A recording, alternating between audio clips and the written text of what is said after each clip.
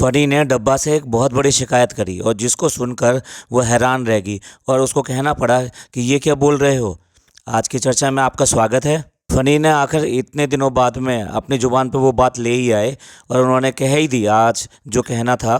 लोग तो पहले से ही कह रहे थे, लेकिन आज उन्होंने खुलकर अपने मुंह से ही अपनी ज़ुबान से ही बोल दिया। ये तो खास बात है फ़नी की कि उसको जो भी बात बोलनी होती है ना, वो क्लियर कट बोल देता है और मुंह पर बोल देता है। हंस के बोल दे या वैसे बोल दे, गुस्से में बोल दे, लेकिन अपनी बात वो कह कर रहता है और सामने ही कह देता है। और भाई कुछ भी कह लीजिए, ये खूबसूरती है डब्बा की कि वो एडिटिंग करती है और उस एडिटिंग में भी वो सब चीज़ें निकालती नहीं है और जानबूझ के या तो डालती है कि भाई इससे जो है उसको ये मिलेगा कि भाई वो ट्रांसपेरेंट हैं और सही बात जो है वही दिखा रहे हैं, और साथ साथ जो है ना दूसरों की तरफ को एक शिकायत का वो भी फेंक देती है कि देखो ये कैसी बातें कर रहा है और ये मुझसे किस तरह की बातें करता है। फनी ने बोला, ये लड़की मुझे अपने घर मुंबई लेके जा रही है और मेरे माँ बाप को छुड़वा के। अरे वाह, ये तो कितनी गलत बात है। देखो बच्चे को किस तरह से बहका कर वो ना अपने साथ में मुंबई ले जा रही है और किसको छुड़वा रही है, उसके माँ बाप को छुड़वा रही है। भाई वाह, ये कैसे हो गया। मतलब छोटे से बच्चे को इस तरह से बहका दिया कि वो जो वहाँ जा रही है। फनी भाई कुछ तो शर्म करो, माँ बाप आपके हैं, आपने खुद ये डिसाइड किया है कि तो आप ये ऐसा करोगे, और किसके कारण किया है और क्यों किया है ये सबको समझ में आता है। तो इतने छोटे तो आप भी नहीं हो, इतने बच्चे तो आप भी नहीं हो जिसको इस तरह से बहका के वहाँ ले जाया जाए। आपने खुद फैसला किया है कि अपने माँ बाप को आप यहाँ रखोगे और खुद वहाँ रहोगे, छोड़ के आप जा रहे हो। लिपस्टिक के लिए बोल सकते हो, लिपस्टिक के लिए टोक सकते हो, लेकिन जो है इस बात के लिए नहीं बोल सकते कि मैं अपने माँ बाप के पास रहूँगा। मैं अपने माँ बाप का इकलौता लड़का हूँ, उनकी एज अब बहुत ज़्यादा हो चुकी है, वो अक्सर बीमार रहते हैं, लेकिन मेरा यहाँ पे रुकना ज़रूरी है, तो इसलिए तुमको भी यहाँ रहना पड़ेगा। इतने दाव ठोक के बोले तो सही, लेकिन वो बोलेगा नहीं, बिल्कुल भी नहीं बोलेगा।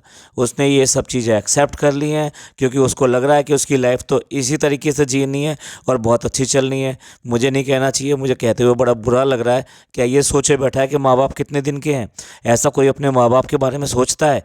लेकिन लगता है कि उसने कुछ ऐसा ही सोच लिया है कि जैसे उसको परवाह ही नहीं है इन चीज़ों की। ब्लॉग के शुरू में ही दिखा रहे हैं कि जो मम्मी पापा को जो ना डॉक्टर के लेके जा रहे हैं और खुद जनाब जो है ना बाइक पे जा रहे हैं और कार से जो है ना उनको भेज दिया है डॉक्टर के यहाँ चेकअप करने के लिए। भैया डॉक्टर के पास जा रहे हैं तो डेफिनेटली उनकी तबीयत अभी भी ठीक नहीं रहती ना, उन्हें बार बार डॉक्टर के लिए जाना पड़ता है। जब भी आप आते हो वो दिखा भी देते हो कि डॉक्टर के लेके जा रहे हो, तो इससे साफ जाहिर होता है कि उनकी तबीयत जो ठीक नहीं चल रही है। कंसिस्टेंट तरीके से उनकी तबीयत में कुछ ना कुछ प्रॉब्लम रहती है, और ये फिर देख लीजिए ना, एज का फैक्टर है।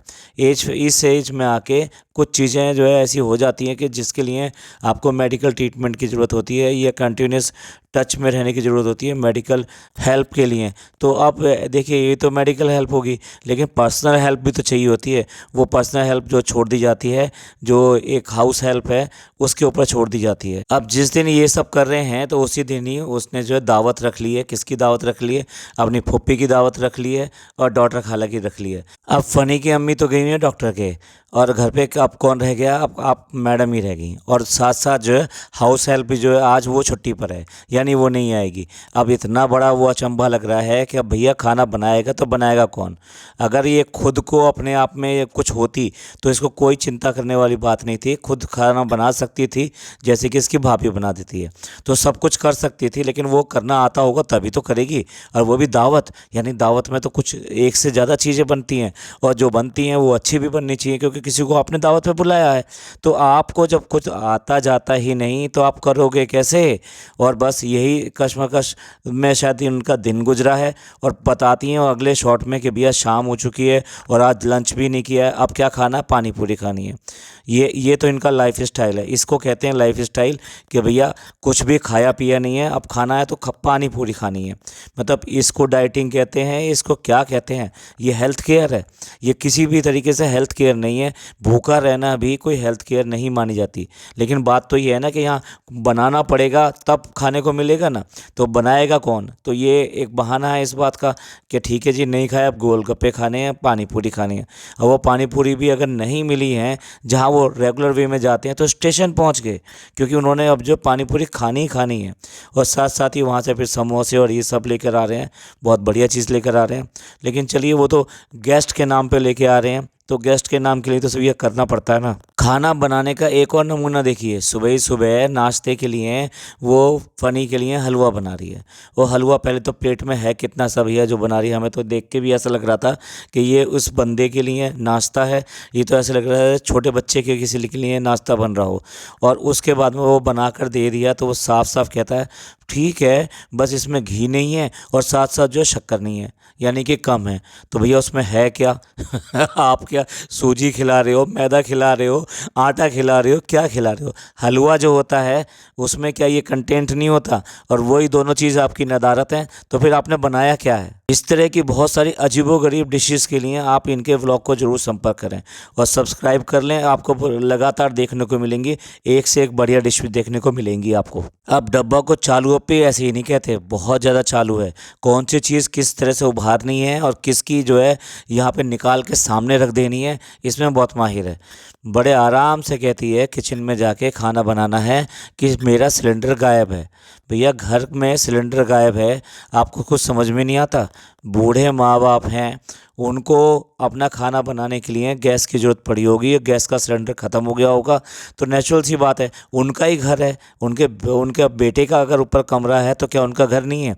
तो उस किचन से उन्होंने सिलेंडर किसी से नीचे मंगवाया होगा और खाना कंटिन्यू बन रहा होगा। तो उसको जानबूझ कर ये ऐसे दिखा रही है जैसे घर का सिलेंडर गायब हो गया। घर से कभी सिलेंडर गायब होता है? और क्या ये भी वो चीज़ें जो कि व्लॉगिंग में आप दिखाओगे, लेकिन कहाँ पे क्या दिखाना है और निशाना किस पे साधना है, ये बहुत अच्छी तरह से इसको आता है। और ये बात तो उसके लिए बहुत ही नाराज़गी वाली है कि वो अगर गांव आता है यानी मौधा आता है तो वो अपने फ्रेंड्स वगैरह के पास जाता है फ़नी।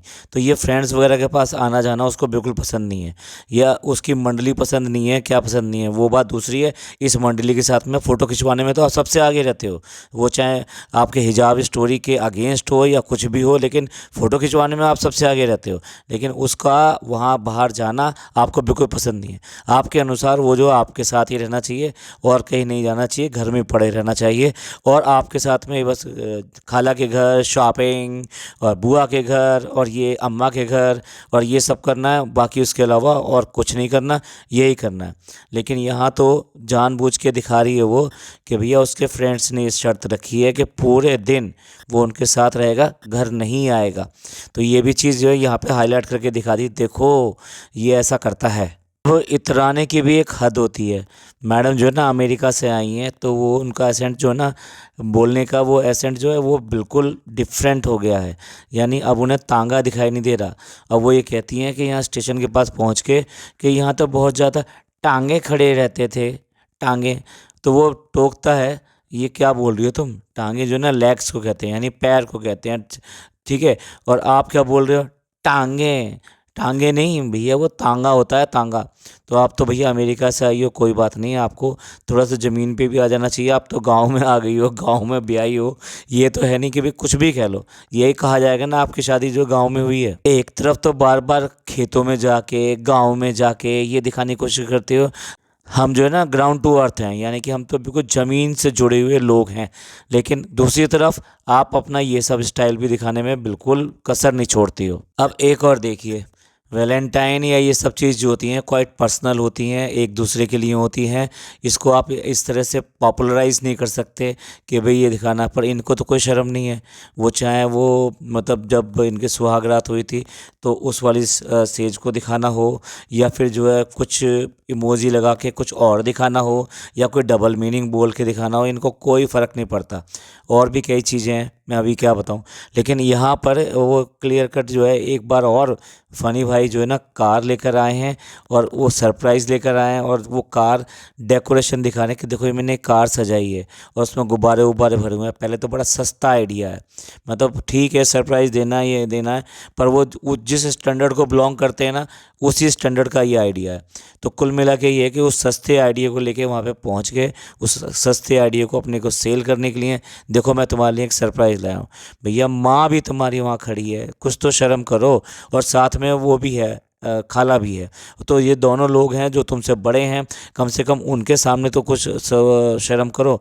और उनके सामने वो दिखा रहे हो, और वो पूछ भी रही हैं ये किसका बर्थडे है। भैया वो भोले भाले लोग हैं, माँ को क्या पता कि आप जो कौन से चोंचले लड़ा रहे हो और कौन सी जो है कांड करके दिखा रहे हो। चलो भाई, हम कुछ भी कह लें, कुछ भी कह लें, लेकिन जिसके लिए किया गया था वो तो ऐसे खुश हो रही थी, ओह ये कैसे किया, ये क्यों किया। मतलब उसको तो पूरा का पूरा ऐसा लगा कि वैसा उसके लिए कितना बड़ा सरप्राइज़ आ गया, कितना बड़ा कर दिया, और उसको कितना लविंग हस्बैंड है और ये सब है। ये ब्लॉग में दिखाना है इसलिए कर रहे हो, या वास्तव में आपको अच्छा लगा। आपका लेवल कहाँ है, आपकी भैया और भाभी तो कहते हैं हमारी क्लास यहाँ है, हम यहाँ पर हैं, आप कहाँ पर हो वो आप भी दिखा रहे हो। चलिए, क्लास की बात कर रहे हैं तो एक और बात कर लेते हैं। जो भी चीज़ लेनी देनी हो ना, बड़ा दिखा दिखा के करती है। यानी कि वो जो हाउस हेल्प है उसको चूड़ियाँ दिए हैं, अपने बुंदे दिए हैं, और उसके बाद में कुछ ही देर बाद में उसी व्लॉग में दिखाती है कि वो बेचारी उन चूड़ियों में से जो सही सही चूड़ियाँ हैं ना वो छाँट रही है। पंचमेल तो पहले आप चूड़ी दोगे, उसके बाद में उसमें भी आधी टूटी हुई होगी या चार टूटी हुई होंगी, हाउस हेल्प को दे रहे हो और उसको दिखा रहे हो। अरे यार, छोटी मोटी चीज़ें जो छोटी छोटी सी चीज़ें होती हैं, कम से कम उसको तो मत दिखाओ। इसी तरीके से जो है ये दिखा रहे हैं कि हमने लोगों की मदद करने के लिए खाना पीना नहीं बांटा, तो इस बार जो सामान बांट रहे हैं तो वो भी आप उसमें ये दिखा रहे हो कि इस तरह से। भैया, इस्लाम में तो ये कहा जाता है कि अगर किसी की मदद करो तो इस तरह से करो कि कानों कान सुनाई ना दे, और एक हाथ दे तो दूसरे हाथ को पता ना चले। मतलब ये एक उदाहरण दिया जाता है इस बात का कि आपको अपने दान का ढिंढोरा नहीं पीटना चाहिए, और कभी भी किसी को अगर कुछ दें तो नज़रें झुका कर दें, जिससे वो अपनी नज़रें झुका ना सके आपके सामने, क्योंकि उसे शर्म ना आए इस बात की कि वो आपसे दान ले रहा है। ये कितनी बड़ी बात कही गई है। लेकिन वही समझने वाले के लिए बहुत कुछ है, ना समझने वाले के लिए तो ये सब खेल है और तमाशा है।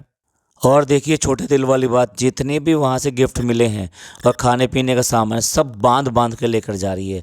यानी वहाँ पे उसमें मिठाइयाँ हैं और जो है चॉकलेट्स हैं, हैम्पर हैं, वो सारी सारी कहाँ ढोकर लेकर जा रही है, मुंबई में लेकर जा रही है। तुम्हारे पास इतना पैसा अल्लाह ने दिया है, अरे ये सब चीज़ें यहाँ कम से कम इन बच्चों को, ये दो बच्चे जो तुम्हारे साथ लगे रहते हैं, उसे एक चॉकलेट दे दी बस, वो उसे खुश कर दिया कि बस ये ठीक है।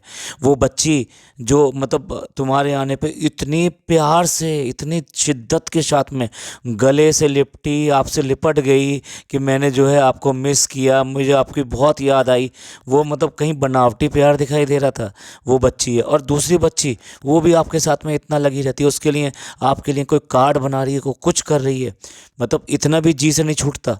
उन बच्चों को दे जाती हैं, बाकी बच्चों को दे जाती हैं, वो कम से कम वो खुश होते। इतनी छोटी छोटी चीज़ें उठा उठा के लेके जा रहे हो, आपके पास में इतना पैसा दे सकते हो, कपड़े लेकर आए वहाँ से, बाकी चीज़ें लेकर आए, सब ढो ढो के लेकर जा रहे हो। भाई, कितना भी आप जो खाने पीने का सामान बांट के दिखा दो या कुछ करके दिखा दो, ये आपकी तंगदिली दिखाई देती है, और बहुत ज़्यादा मतलब नैरो माइंडनेस जो है ना, बिल्कुल ही कि भाई मुझे कोई चीज़ छोड़नी नहीं अपनी, मेरे को मेरी चीज़ें हैं तो मैं यूज़ करूँगी, मैं ही कर सकती हूँ। खेतों पे जाकर वहाँ पे जो है ये कह रही है कि कितना सुकून है यहाँ पे, कितनी शांति है, कोई आवाज़ नहीं, कोई कुछ नहीं, कोई शोर शराबा नहीं, यहाँ सिर्फ चिड़ियों की आवाज़ है। तो भैया फिर वहाँ जाते क्यों हो, उस शहर में जहाँ की पूरा पॉल्यूशन है, जहाँ बहुत ज़्यादा अशांति है, बहुत ज़्यादा आवाज़ें हैं, लाइफ बहुत ज़्यादा फास्ट है, लाइफ बहुत ज़्यादा टफ है, आप यहाँ सुकून से रहो ना। छोटेपन की एक और बात देखिए, मामा को अपने प्लॉट पे एज ए चौकीदार या केयर टेकर वहाँ पे रख दिया है, और उसको उसके एवज में उनको तनख्वाह वो सब देती हैं, तो वो ब्लॉग में बता रही है कि हम उनके, अरे अपने बड़ों को शर्मिंदा करना आप कब छोड़ोगे। अम्मा को भी शर्मिंदा कर दिया कि अम्मा ये बैग लेकर आइए, अम्मा का बैग चेक करो। इशारा कहाँ कर रहे हो तुम कि अम्मा जो सामान इधर से उधर उठा के लेके जाती है उसका बैग चेक करना चाहिए। मतलब अपने बड़ों की जो है इज्जत कब करना सीखोगे, ये मजाक नहीं है। भाई, आपको रूट नहीं पता, या आपको रास्ता नहीं पता, या आपको कभी बुकिंग नहीं मिलती।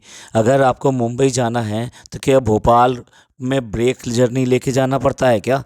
आप इतना सारा, पहले तो इतना सारा लगेज, इतना सामान लेके ट्रैवल कर रहे हो, ट्रेन के अंदर ट्रैवल कर रहे हो, और उसके बाद में एक ब्रेक जर्नी कर रहे हो। कितनी हिम्मत है भैया आपकी, इतना सामान लेके इधर से उधर वहाँ उतारना, फिर ऑटोज़ वगैरह करना, फिर दूसरे के घर पहुँचना, दूसरे के घर में भी रखना, और फिर उस सामान को कैरी करके अपने डेस्टिनेशन तक लेके जाना। टोटल लाइफ जो है ना, लाइफ को ना मैश बना के रख दिया है बिल्कुल ही। और देखा जाए तो वो जो फ़नी हैं वो भी बड़े मज़े से बता रहे हैं कि भैया हमने सबको सेट कर दिया है, पूरा मद आज जो है ना वोट करेगा, भाई के लिए वोट करेगा। कितने लोग मानते हैं तुम्हारी कहानी, और तुम्हारे को कितने लोग समझते हैं, सब पीठ पीछे क्या क्या बात करते होंगे, क्या नहीं करते होंगे। और दूसरी बात रही बात उसकी कि जो जनाब हैं, जनाब की तो यहाँ बड़ी अच्छी शोहरत है भैया, पूछो मत ना। उनके परिवार के तो पूरे चर्चे हैं, छपे पड़े हैं। 4 अपने दोस्तों से बैठा के वहाँ चौपाल पे करवा लोगे, बस यही हो सकता है, इससे ज़्यादा कुछ नहीं हो सकता। जैसे फ़नी ने कहा था ना, जा सिमरन जी ले अपनी ज़िंदगी, तो इसलिए हम ब्लॉग के एंड में यही कह रहे हैं, तुम्हें तो ऐसे ही करना है, तुम्हें तो ऐसे ही करना, तुम तो ऐसे ही करते रहोगे। एंड करते हैं इस पॉडकास्ट का। ये पॉडकास्ट आपको अच्छा लगा हो तो प्लीज़ लाइक कीजिए, सब्सक्राइब कीजिए, शेयर कीजिए। खुश रहिए। थैंक यू, धन्यवाद, शुक्रिया।